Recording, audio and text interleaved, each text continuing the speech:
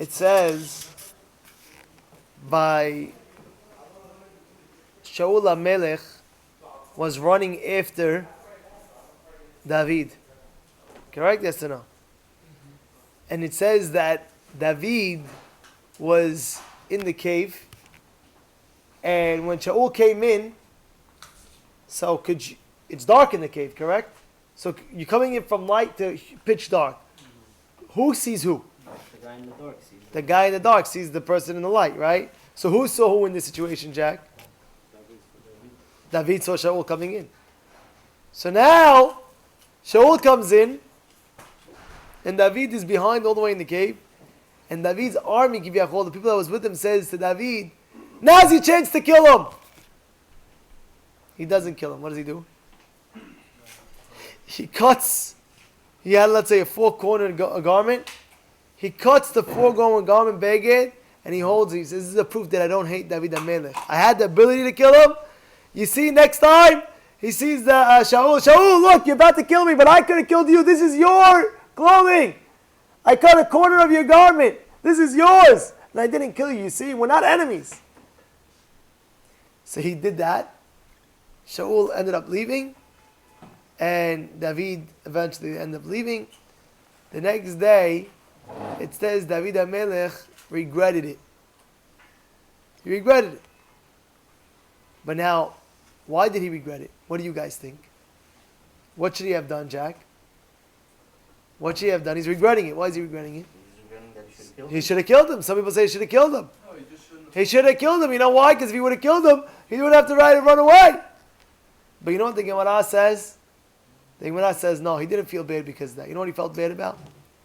He felt bad because when a person's wearing a four-cornered garment, he's chayav in the tzitzit. The second you cut it, then you don't have four corners anymore. You're not chayav in the tzitzit. And he said, I felt bad because I cut it. For that moment, he didn't have to, he wasn't chayav, he wasn't responsible for the tzitzit. You understand what's going on? That's what he felt bad about. The mitzvah that Shaul, until he would get home, he wouldn't have that mitzvah anymore. You know what's going on? Wild point, huh? To show you what a mitzvah is. It says for a father and mother, halakha states if a person's wearing a lot of clothing, let's say he's wearing a sweater and a shirt, he has to rip. If he finds out that his father or mother passed away, he has to rip his sweater and his shirt. But if any other relative passes on, you rip the outer garment. I'll give you another example. If a person hears after 30 days his relative passed away, you don't have to rip anymore.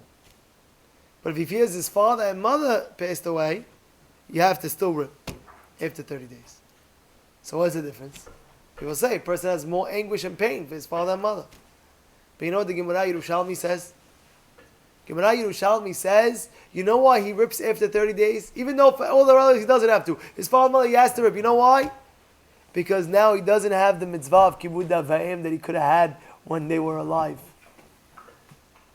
You hear what's going on?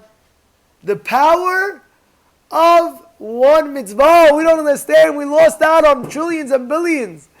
It's like a guy, he lost out on a $2 million deal he could have had. He was right there about to sign the paper, get it to $1 million. All of a sudden he got late to the meeting. They say, no, he'll rip his shirt. He'll rip his shirt. He'll go crazy. Pull out his hair. He'll go crazy. The value of mitzvah we don't understand. The Gaon Mevilna on his deathbed. On his deathbed, he was crying on his deathbed. They said, Rabbi, why are you crying? So he says, they're crying for the mitzvah. He says, what do you mean? You're going to a law bar, you're getting enjoyment for all the mitzvah that you did. He said, for a few perutot, for a few pennies, a person could wear a seat and get mitzvot from here to tomorrow. Of course, if it's kosher, it's a seat. You know what's going on over here? And he started crying and crying and crying. I told you the Gaon Mevilna, 40 years he didn't see his sister. 40 years!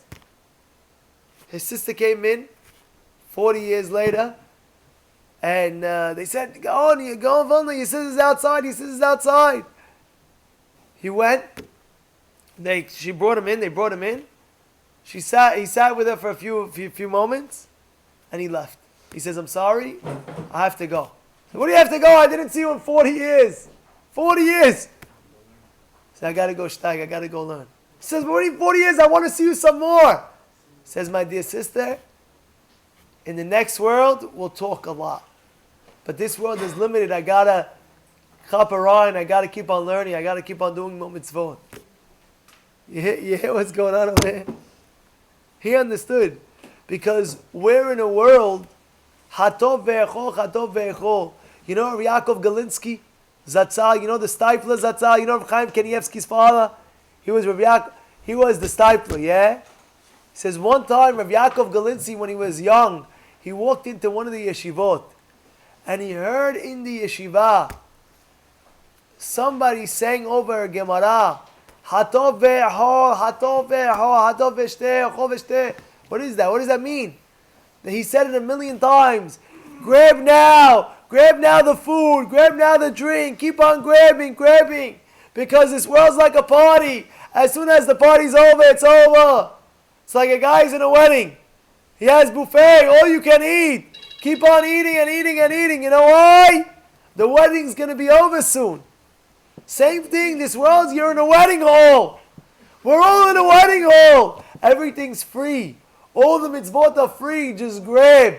It's like you're in an island over here. You're in an island of all jewels and silver and gold. And you have all day to keep on picking them up and putting it in your bag. Hatov ve'echo, before the wedding, before the island is locked. Everybody has an expiration date. And we don't know when that is. But the bottom line is, until that comes, the expiration date, we have to keep on grabbing mitzvot, grabbing those jewels. And I told you how there was a chassid, big guy. He was blind and he was having problem with his hearing and he was aching and pain and everything like that. He went to the rabbi, he said, Rabbi, bless me. The rabbi said, what beracha you want? He told the rabbi, bless me, that what? That he should die. He wanted a beracha to die. He says, why? He says, Rabbi, you see what's going on in my life, all this pain and suffering, forget about it. He says, the rabbi tells him, let me ask you something. You put on tefillin today? He says, yes. He said, you're going to put on tefillin tomorrow morning? He said, yes. The rabbi told him, you should know, for a person to live 80 years with gruesome pain and suffering, to put on tefillin one time, it was worth it to come to this world.